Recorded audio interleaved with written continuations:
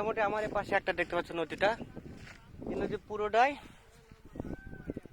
এই নদীর সঙ্গে মিশে গেছে। আর আমরা যেটা যাচ্ছি সেটা হলো এই সোজা সোজা নদী। আর আমার এই পিছনে এটা পুরোটাই মহাকালের রাস্তা। তো যাত্রাপথটা এতটাই সহজ না, আবার এতটা কঠিন না।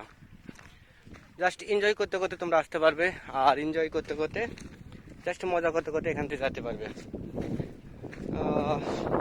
সবচেয়ে ভালো বন্ধুদের সঙ্গে আসলে ভালো হবে, কারণ বন্ধু যত থাকবে তত আড্ডা ভালো হবে, তাদের গসিপটা আলাদা হবে, দেন তাহলে তো মজা হবে।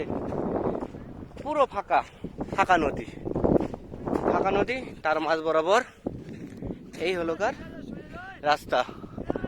আর রাস্তার অবস্থা তো দেখতে পাচ্ছ কত সুন্দর একটা পজিশন।